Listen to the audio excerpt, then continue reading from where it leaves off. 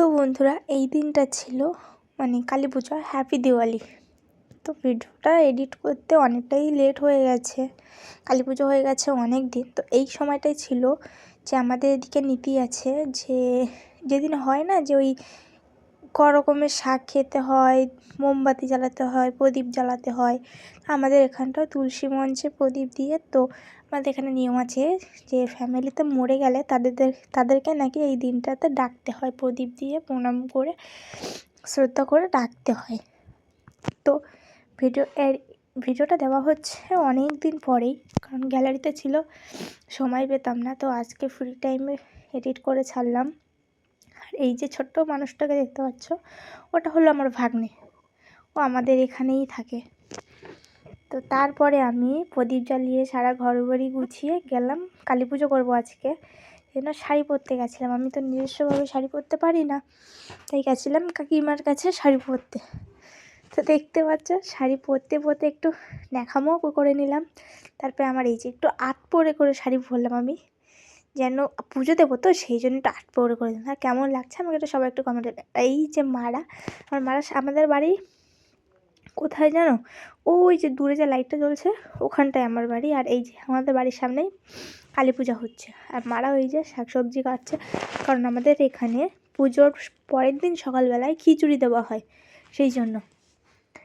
তো এই যে পুজোর জন্য সব কিছু ওখানে হচ্ছে, আর আমরা সবাই এখানে আড্ডা দিচ্ছিলাম।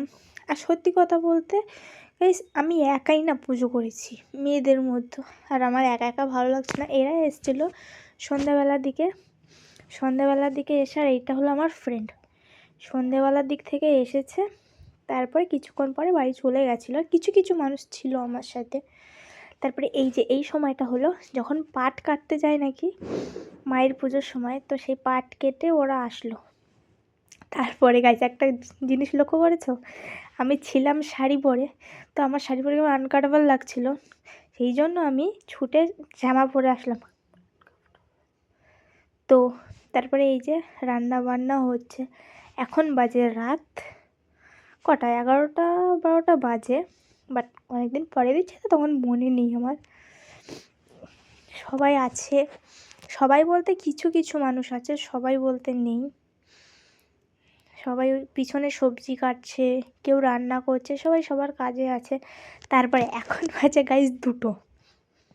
এদেরকে দেখো, এটা হলো আমার বৌদি, এটা একটা দাদা, আর ওই সাইডে সবাই ঘুমাচ্ছে। আর এই সাইডে ওই যে দেখতে পাচ্ছ, ওটা আমার দাদা, মাথায় গামছা বাঁধা, এখানে রান্না বান্না হচ্ছে। আর ওই যে ওখানটা স্টেজ হয়েছে। রাত 2টোর সময় গাইজ কে এরকম করে? রাত 2টোর সময় এই যে সবাই সমস্ত ঘুমাচ্ছে, ওখানে লুডো খেলছে, দাদারা লুডো খেলছে, এখানে বৌদি দাদা ঘুমাচ্ছে, আর আমি এখানে ফোন করছি। রাত 2টো বা 3টে বাজে গাইস, ফোন করছি। কি টান পড়েছে আমার ফোন করার জন্য, তখন খারাপও লাগছিল। সারা রাত জাগতে হবে, জেগে তবু কালী ঠাকুরের পুজো অঞ্জলি দিতে হবে 4টের দিকে, ভোর 4টের সময় অঞ্জলি দিতে হয়। সেই অপেক্ষায় ছিলাম, আনন্দ করছি, ঘুরছি।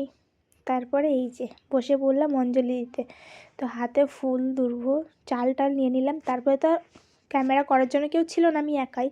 তো অঞ্জলি শেষ করে মায়ের পায়ে ফুল দিতে গেছিলাম। তো এই যে দেখতে পাচ্ছ আমাদের অঞ্জলি কমপ্লিট হয়ে গেছে।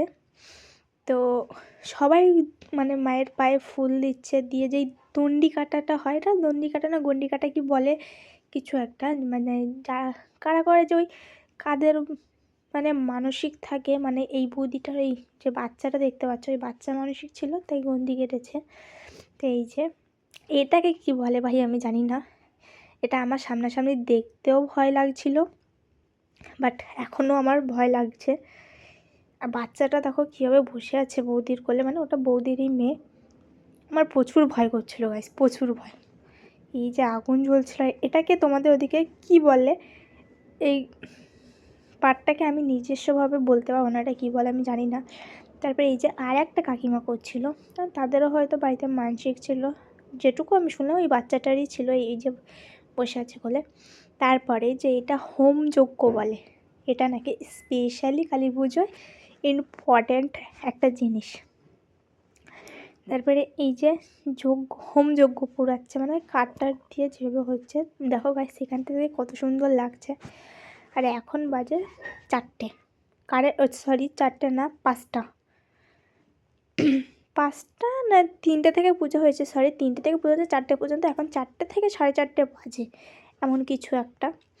তারপরে হয়ে গেছিলো যে ওই নারকেল দিয়ে হোমযজ্ঞে দিতে হয় সেটা দিয়ে, এরপরে হবে ওজন, মানে বাচ্চার যে যেমন মানসিক আছে তেমনভাবে ফল দিয়ে তার ওজনটা মাপা হবে। তো গাইস এত জোরে ঘুম পাচ্ছিল এই টাইমটায়, আমি দাঁড়াতে পারছি না। তো দেখতে পাচ্ছ এই যে ফল দিয়ে আর বাচ্চাটাকে তুলে দিয়েছে, দিয়ে মাপছে ফলের ওজনে, মানে প্রসাদ দিচ্ছে তাদের বাড়ির লোকজনেরা। তারপরে মাকে দেখে তো গাইস সারা রাত পুজো করে আর এখন সকাল 5টা বাজে আর বাড়িতে যাচ্ছে, বাড়িতে গিয়ে স্নান করে তারপরে দেখা হচ্ছে। তো চলো দেখতে থাকো। আর স্নান করে আমি আসিনি, স্নান করে এত ঘুম পাচ্ছিল, ঘুম পড়ে ঘন্টাখানিক মতন ঘুম পড়েছি। ঘুম পড়ার পরে তারপর আমার বৌদি ডাকলো যে খেতে যেতে হবে। তো এই যে আসলাম আমাদের স্কুল মাঠে, এখানটায় তখন অনেকেই এসেছে। তারপরে আমি আস্তে করে গিয়ে খিচুড়ির সেবা করার জন্য বসে পড়েছি। আর এখানে দেখছি অনেকেই আছে, অনেকেই, মানে এখানে প্রতি বছরই প্রসাদ দেবে। তারপরে আমার ফেভারিট খেলা এখানে হচ্ছে ক্রিকেট খেলা, এটা প্রতি বছরই হয়, প্রতি বছর। তো দেখতে পাচ্ছ গাইস, এটা হলো পাশে একটা বুনু আর বৌদি টৌদি সবাই আছে আমাদের এখানে, প্রতি বছরই খেলা হয় আর অনেকেই আছে এখানে। তারপর রাতের অনুষ্ঠান ছিল, মানে এটা কি অনুষ্ঠান বলে, জিমন্যাস্টিক না কি বলে, সেই প্রোগ্রাম হচ্ছিলো। আর হ্যাঁ, ক্রিকেট খেলায় সেকেন্ড হয়েছিলাম আমাদের ক্লাব। তো ভিডিওটা ভালো লাগলে like comment share and subscribe করো। আজকের মতো টাটা।